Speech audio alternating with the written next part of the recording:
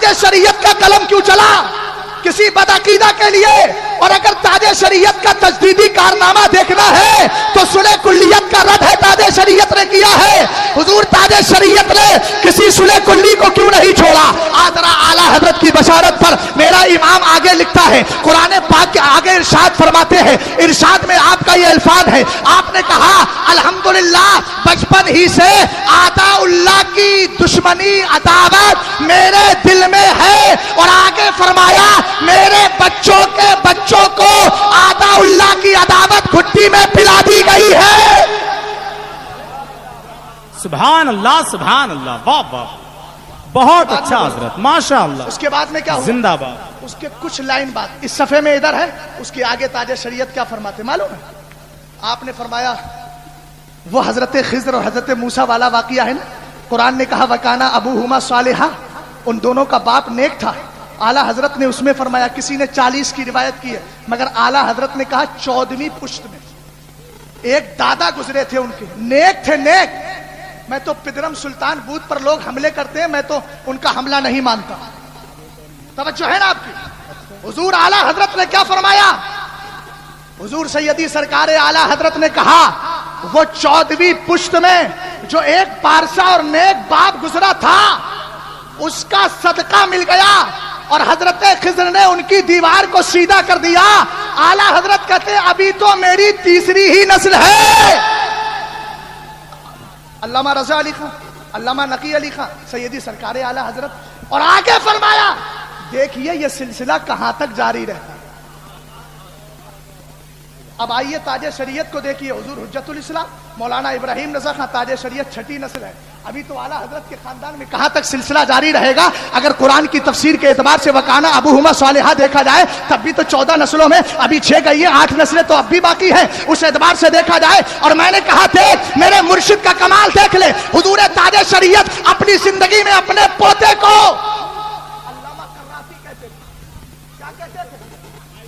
अल्लामा कर्राफी कहा करते थे। उस्ताद हर जगह रहनुमाई करता है, शुक्रिया।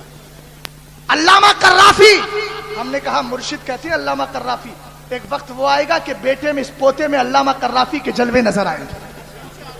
और बता दूं मैं अपना वाकया बताता हूं। क्या बात है? यहाँ मेरे कारी शरफुद्दीन साहब बैठे हैं, इन्होंने सबसे पहले उनकी तालीम का आगाज किया। सुभान अल्लाह। इन्होंने पढ़ाना शुरू किया। इनसे पूछिए जब ये पढ़ाने जाते थे, हुजूर ताजे शरीयत का मामला ये था, रोज पूछते थे कि भैया ने पढ़ा कि नहीं पढ़ा, और फिर कहते थे मजे की बातें कुछ की है कि नहीं की है। और हजरत सफर पर उस वक्त तक नहीं जाते थे जब तक कि अपने पोते को गोद में बिठा के प्यार नहीं कर लिया करते थे। और कहते थे अल्लामा कर्राफी हैं, उनके वाकयात बहुत ज्यादा हैं, उनके बहुत सी बातें ऐसी हैं। एक मसला मैं आपको बता दूं, कारी शरफुद्दीन साहब किबला भी यहाँ मौजूद हैं, और हमारे यहाँ एक बच्चा पढ़ता है सादसा में, उसका नाम मोहम्मद हसन, ये जोधपुर का रहने वाला है। पिछली साल हुजूर ताजे शरीयत ने जब अलफरदा लिखी थी, तो मैं अपनी तारीफ नहीं कर रहा हूँ, हजरत की करम नवाजी ये थी कि छोटों को बुलाकर भी अपने मकाले देते थे, कहते थे किताबें देखो। उसके बाद हजरत ने मुझे 3 बार बुलवाया और कहा अलफरदा फी शरे कसीदतुल बुरदा, तू पढ़ाएगा तू पढ़ाएगा तू पढ़ाएगा। फकीर उसको पढ़ाता भी है, जितनी हैसियत है उसके हिसाब से पढ़ाता है। मैं वही किताब पढ़ा रहा था, बात चल गई खानदाने आला हजरत की। उसके बाद में मामला क्या हुआ, हसन कहने लगा हजरत अगर इजाजत हो तो बता दो। मैंने कहा बोलो बोलो। कहने लगा हजरत एक बार मैं ताजे शरीयत की बारगाह में कलौजी लेकर गया, शहद लेकर गया। मैंने कहा अब्बा से दम करा लूंगा। हुजूर ताजे शरीयत से दम कराना चाहता था कि हुसाम मियाँ जो अजद मियाँ के बेटे हैं, अभी एदादिया पढ़ रहे हैं, 8-9 साल की उम्र है, वो उन्होंने क्या किया, थैली छीन ली। छीनने के बाद कहा दम नहीं कराने दूंगा। ये परेशान हो गए, आखिर क्यों नहीं दम कराने दे रहे हैं। उसके बाद ताजे शरीयत के जाने का वक्त हो गया, हजरत अपना चश्मा भूल गए। जब हजरत चश्मा भूले तो ये हुसाम मियाँ चश्मा उठाने के लिए आगे बढ़े, हुजूर ताजे शरीयत को दिया। उन्होंने अपनी थैली उस बच्चे को दे दी जो दम कराने आया था। इसने कहा भी अच्छा मौका है, हजरत खड़े हैं, लाओ दम करा लेता हूँ। फिर ये बड़ा, उन्होंने चश्मा देकर फिर थैली छीन ली, और थैली छीनने के बाद ये कहता है भैया तुमने हमें दम नहीं कराने दिया, आखिर क्या वजह है। अब उसे इस बच्चे का सुनो, उसका जवाब क्या था। वो कहने लगा मौलाना हसन भाई आपको पता नहीं है, दम उन चीजों पर कराया जाता है जिनकी फजीलतें हदीस से साबित नहीं होती। ये बच्चे का जवाब। मेरी आंखें खुली की खुले रह गई। मैंने कहा यार मैं 22 साल से इस लाइन में हूं। वाह वाह, सुभान अल्लाह, हुजूर ताज शरीयत के पोते हैं ये। और बोले یہ شہد اور کلونجی کی فضیلت اور اس کی شفا تو حدیث سے ثابت. واہ سبحان اللہ. ابھی انتقال کے بعد میں بیٹھا تھا, حضرت کے انتقال 20 کے بعد 20 دن گزرنے کے بعد میں گیا تو میں نے کہا بھیا میرا کیا ہوگا؟ تو معلوم ہے کیا کہنے لگے؟ وہ کرسیاں جو پڑی ہیں صوفہ, ان میں سے بیچ میں تھوڑا خلا کیا. خلا کرنے کے بعد ایک تسبیح لائے تھے ساتھ میں. میں نے کہا تسبیح لے کے آئے ہو, کیا کرتے ہو؟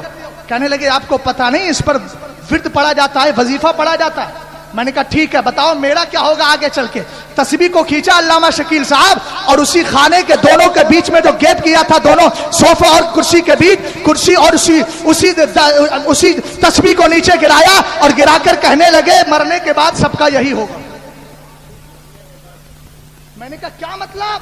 کہنے لگے مرنے کے بعد سب کو یہی دفن کر دیا جائے گا, قبر میں ایسے ہی ڈال دیا جائے گا جیسے تسبیح کو گرا دیا. اس کے آگے کے جملے سننے, میں اس کا لالچی نہیں کہ میں اس لیے تعریف کروں تاکہ جامعۃ الرضا میں مجھے مدرس کی حیثیت سے رکھا جائے. میرا مرشد مجھ پر اتنی نگاہ کر گیا ہے کہ اگر حضور تاج شریعت کی نگاہ رہی تو کہیں جانے کی ضرورت نہیں ہے, سب کچھ ملتا رہے گا. میں اس لیے بول رہا ہوں کہ یہ عقیدت بھی ہے, حقیقت بھی ہے. میرے مرشد نے مجھے عقیدت بھی سکھائی ہے اور حقیقت بھی سکھائی ہے. حضور تاج شریعت کا پوتا معلوم ہے کیا بولتے ہیں حسام میاں؟ کہتے ہیں اچھا تمہارا جنازہ بھی 3 دن رکھا جائے گا. سنیے گا. میں نے کہا بھیا میں کوئی تاج الشریعت تھوڑی ہوں, یہی جملے تھے میرے. تو بولے او ہو, سرکار کا جنازہ بھی تو 3 دن رکھا گیا تھا, سنت ثابت نہیں ہو گئی؟ کیا بول رہے؟ کیا بات ہے, واہ واہ واہ سبحان اللہ. بولو بھائی زندہ باد زندہ باد. میں کہتا ہوں اعلیٰ حضرت کی بشارت اب بھی چل رہی ہے, بے شک بے شک, واہ واہ واہ, چلتی رہے گی, اچھا زندہ باد زندہ باد, چلتی رہے گی. حضور عزت میاں صاحب قبلہ کہتے ہیں ایک دن میرے یہاں 2 خادم آپس میں لڑ گئے اور ایک نے کفری کلمہ ایک کے بارے میں بول دیا. تو جب اس نے کہا کہ تو ایسا ہے تو وہ بچہ کیا بولا, دوسرا والا جس کے لیے کہا تھا چلو میں ایسا ہی صحیح, تو غلط ہو گیا نا. اب عزت میاں صاحب قبلہ کہتے ہیں وہ 2 بچے میرے پاس آئے. میں نے کہا بھائی آپ نے تو غلط بولا ہے, آپ توبہ کیجئے. حسام میاں کھڑے تھے, بولے ان سے بھی کروائیے توبہ, ان سے بھی کروائیے. عزت میاں نے کہا انہوں نے تو بولا ہے اس لیے کروا رہا ہوں, ان سے کیوں کرواؤں؟ کہنے لگے انہوں نے اپنے ایمان میں شک کر لیا جبھی تو ایسی بات. کیا بات ہے, ارے واہ واہ, وہی زندہ باد. میں کہتا ہوں تاج شریعت کو آپ بھی عقیدت سے مان لو, میرا مرشد تمہیں روحانی پیشوا بھی بنائے گا, علمی عالم اور زبردست تمہیں مرکزی عقیدت بھی بنائے گا, مرکز علم بھی بنا دے گا. بہت اچھا بھائی, بہت اچھا, سبحان اللہ سبحان اللہ, واہ واہ. فوٹو والا بھی حضرت. اب بات بہت ہے. علامہ شکیل صاحب, جی بہت اچھا, واہ. علامہ شکیل صاحب بولتے رہیے حضرت, بولتے رہیے, واہ واہ زندہ باد. قاری صاحب تھوڑا سا کھڑے ہو کے چہرہ دکھا دیجیے. قاری شرف الدین صاحب کھڑے ہو جملہ جائیں, ہو گیا. استاد جامعۃ الرضا قاری شرف الدین صاحب کھڑے ہو گئے, کھڑے رہی تھوڑا سا. حضرت قاری شرف الدین صاحب کھڑے ہو گئے. قاری شرف الدین صاحب یہ وہ استاد ہیں جنہوں نے حسام میاں کو سب سے پہلے پڑھانا شروع کیا. اللہ تعالیٰ ان کو سلامت رکھے. مجھ سے زیادہ راز ان کے پاس ہے. یہ مجھ سے کہنے لگے ایک دن بھیا کے فوٹو کی سخت ضرورت تھی, وہ بھی فوٹو سائز, کون سا, پاسپورٹ سائز کی ضرورت تھی, جس کے لیے ہمارے علماء نے اجازت دی ہے. بھئی اپنے ڈاکومنٹس نہیں بنیں گے تو نیشنلٹی اور وطنیت کس طریقے سے ہم ثابت کریں گے. قاری صاحب پڑھا رہے تھے, تقویٰ دیکھیے, قاری صاحب پڑھا رہے تھے. قاری صاحب بیٹھ جائیے. قاری صاحب پڑھا رہے تھے, وہ آیا فوٹوگرافر, کہا آپ کا پاسپورٹ سائز فوٹو چاہیے. بولے نہیں کھنچواؤں گا. دوسری بار آیا, نہیں کھنچواؤں گا. تیسری بار آیا, نہیں کھنچواؤں گا. پھر قاری صاحب سے بولے اگر میں نے فوٹو کھنچوا لیا اور قیامت کے دن اللہ نے کہا روح ڈال تو ڈالوں گا کیسے؟ اللہ اکبر, اللہ آج تو شوق چل رہا ہے نا فوٹو کھنچوانے کا, بالکل جواز پہ فتوے دیے جا رہے ہیں. زندہ باد میں زندہ نے باد. کہا کہ تاج شریعت کا عمل سمجھ میں نہیں آ رہا ہے تو ان کے پوتے سے آ کے سبق لے لو, سمجھ جاؤ گے کہ تاج شریعت کا گھرانہ کیا ہے, تاج شریعت کی اولاد کیسی ہے. نعرہ تکبیر, نعرہ رسالت, نعرہ غوثیت, مسلک اعلی حضرت, فیضان تاج شریعت, فیضان تاج شریعت, حضور اسجد میاں صاحب قبلہ, حضور اسجد میاں صاحب قبلہ, حضور حسام میاں صاحب قبلہ, حضور حسام میاں صاحب قبلہ.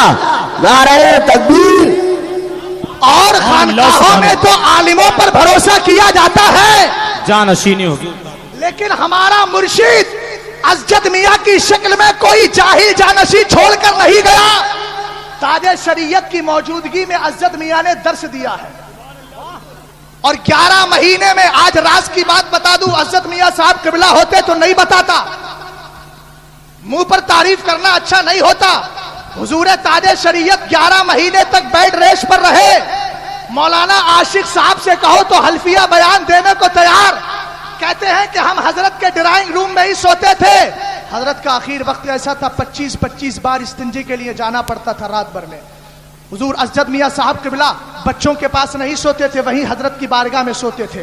مولانا عاشق کہتے ہیں میں نے 11 مہینے میں یہ دیکھا، جب بھی میری آنکھ کھلتی تھی اسجد میاں صاحب کے ہاتھ میں وظیفے کی کتاب ہوتی تھی، ابا کی موجودگی میں مجاہدہ کرتے نظر آتے تھے.